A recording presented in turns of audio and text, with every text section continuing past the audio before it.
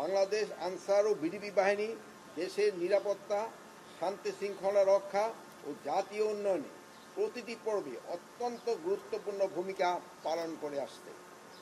নিজেদের জীবন ও স্বার্থের পরোয়া না করে তারা নিষ্ঠা, দায়িত্ববোধ ও দেশপ্রেমের সাথে জাতির সেবায় নিয়োজিত থাকেন। বাহিনীর প্রতিটি সদস্যের কর্মজীবনের মানোন্নয়নে এবং কল্যাণ নিশ্চিত করা আমাদের সকলের নৈতিক দায়িত্ব এবং রাষ্ট্রের অঙ্গীকারের অংশ। আমি জানি দেশের সর্ববৃহৎ, আমি আবার বলতেছি, দেশের সর্ববৃহৎ এই বাহিনীর সদস্যদের ছুটি, বিনোদন, ভ্রমণ এবং অন্যান্য বিভিন্ন প্রয়োজনে প্রায় নানা ধরনের যাতায়াতজনিত সমস্যার সম্মুখীন হতে হয়।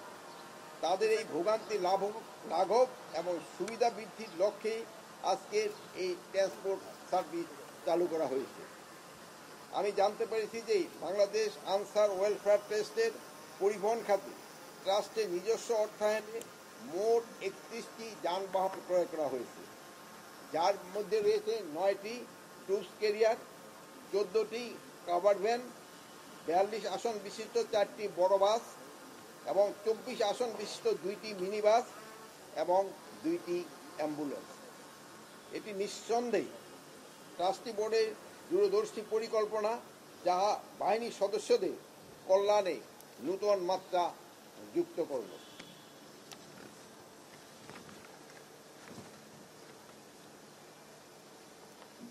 এই পরিবহন সুবিধা বাহিনীর কর্মকর্তা, কর্মচারী এবং সদস্যদের ব্যক্তিগত প্রয়োজনে ব্যবহারের জন্য উন্মুক্ত থাকবে, যা তাদের মনোবল, কর্মোদ্যম ও পেশাগত দক্ষতা বৃদ্ধিতে গুরুত্বপূর্ণ ভূমিকা রাখবে বলে আমি বিশ্বাস করি।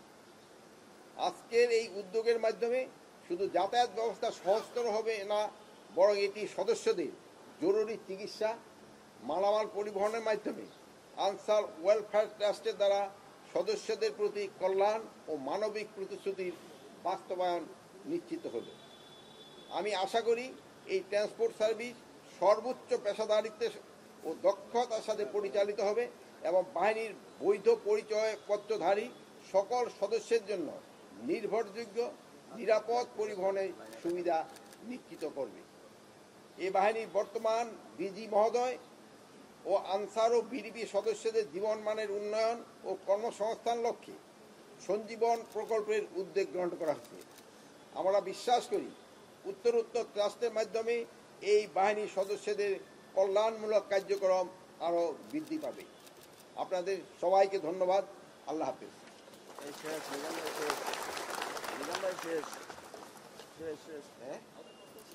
বলেন।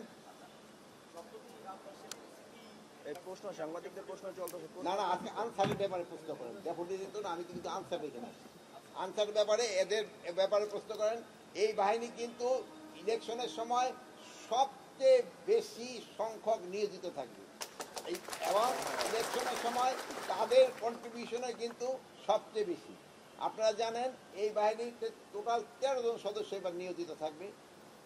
এই 13 জনের ভিতরে 3 জনের কাছে থাকবে হাতিয়ার, আর 10 জন থাকবে যারা আনাম।